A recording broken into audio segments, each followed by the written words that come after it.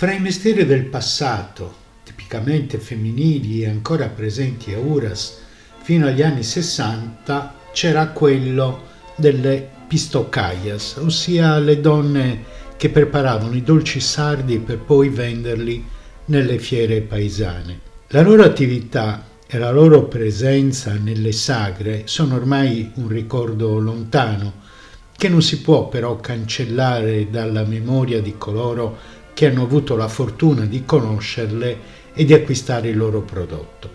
Sembra di vederle ancora scendere dal vecchio deposito dell'acqua con la giornaliera a fascina di legna, raccolta sui pendii del Monte Arci per far funzionare il forno domestico. Nei tanti periodi difficili della storia passata del paese, anche il mestiere di pistoccaia poteva aiutare a mandare avanti quella fragile economia familiare.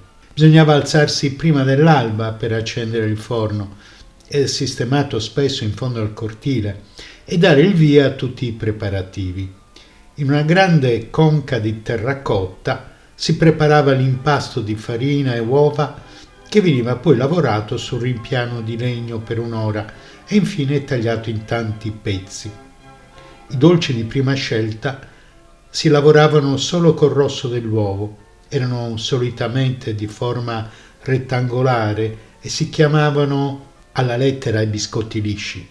Una volta ben ordinati su delle teglie di latta, si ponevano dentro il forno per una mezz'oretta e quindi venivano estratti ben cotti e puliti ad uno con un panno bianco. Infine si spargeva su di essi, utilizzando un ciuffo di penne di gallina, la cappa ottenuta col bianco d'uovo e zucchero.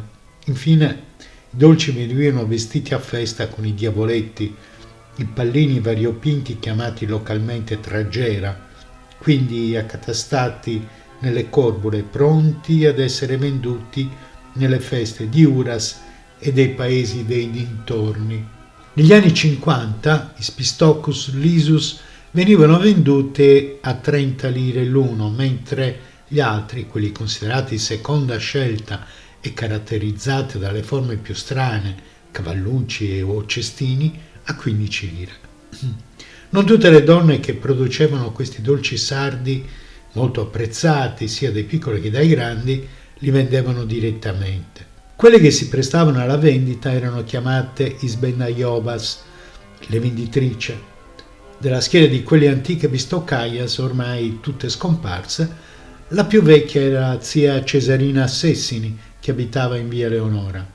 Le altre, in buona parte residenti in via Garibaldi, erano Assunta Soru, Rosa Piras, Battistina Bianco, Genesi Alloi, Peppina Lai e qualcun'altra di cui non si ricorda più il nome. In via Garibaldi, un tempo Saia dei Conchas, la via delle Conce, anche la povera casa di zia Battistina Bianco, una delle ultime pistoccaias, crollata per sempre insieme al forno di Ladiri, ora è invasa dalle erbe e dalle spine. Per quell'umile epopea, vissute da donne coraggiose nel calore del forno tra pale e forconi, il poeta estemporaneo terralbese Peppino Ghiani improvvisò una tenera e struggente canzone alla festa di San Ciriaco, una canzone di cui purtroppo non è rimasta traccia. Fra le rovine del tempo, perché non far scolpire, utilizzando la pietra delle nostre cave, l'immagine dolente di una pistocchiaia con i piedi scalzi e la corbola sul capo, da sistemarsi all'entrata del paese come simbolo del sacrificio della donna urese e sarda? E con questo abbiamo finito.